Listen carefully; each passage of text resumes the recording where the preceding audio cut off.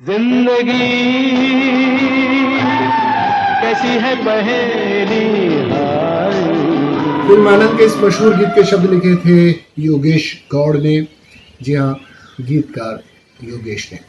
योगेश जी अब इस दुनिया को अलविदा कहकर हमसे दूर जा चुके हैं। योगेश जी को फिल्मों में पहचान मिली थी फिल्म आनंद के गीतों से। उन्होंने इस फिल्म में 2 गीत लिखे थे। इन दोनों गीतों से जुड़ा एक किस्सा है। आइए योगेश जी को याद करते हुए और उन्हें श्रद्धा सुमन अर्पित करते हुए वो किस्सा आपको सुनाता हूँ। अक्सर ऐसा होता है कि इंसान सोचता कुछ है और हो कुछ जाता है, जैसे गीतकार योगेश जी के साथ हुआ। उनके स्ट्रगल के दौरान की ये बात है। सलील चौधरी, मशहूर संगीतकार सलील चौधरी साहब की सिफारिश पर योगेश जी को फिल्म आनंद में एक गीत लिखने का मौका मिला था और वो गीत था कहीं दूर जब दिन ढल जाए।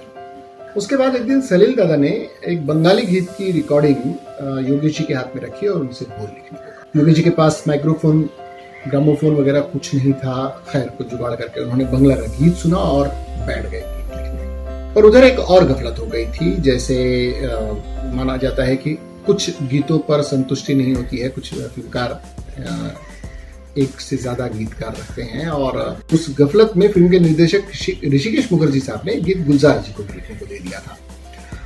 उन्होंने लिखा ना जिया लागे ना, आपको याद होगा वो गीत। और योगेश जी ने लिखा ना ना रो अखियां।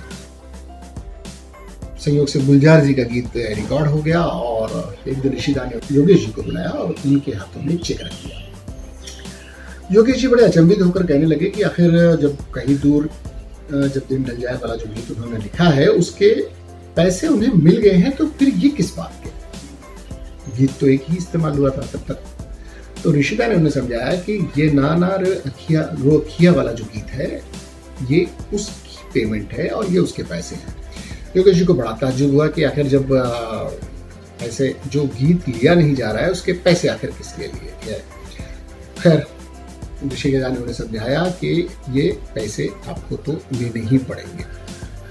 ऋषिदा ने उनको गीत लिखने की मेहनत की है इसलिए पैसा देना चाहते थे और योगेश जी का ये मानना था कि जो गीत लिया ही नहीं गया है वो उस गीत का पैसा आखिर वो किस बिना पर लें।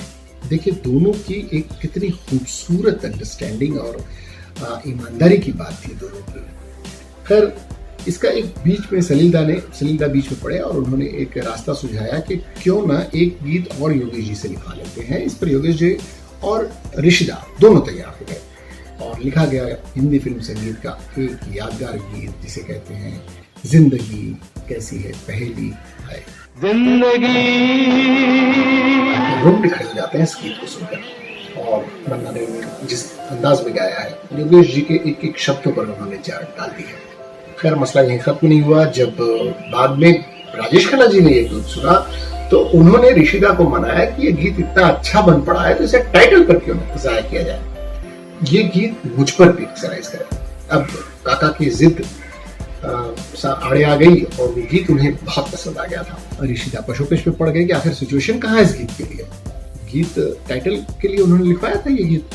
अब राजेश खन्ना ने अपनी जिद नहीं छोड़ी और कहा कि सिचुएशन पैदा कीजिए।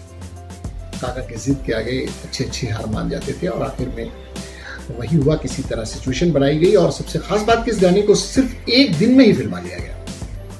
राजेश खन्ना ने उसे शूट एक दिन में हुआ, गीत बना, संगीत तैयार था और इस तरह से एक यादगार गीत आपके सामने योगेश जी के माध्यम से आया और आनंद ने योगेश जी को वो बुलंदी दी जिसकी कामना फिल्म इंडस्ट्री का हर व्यक्ति करता है कि उसे उस तरह के लोकप्रियता मिले।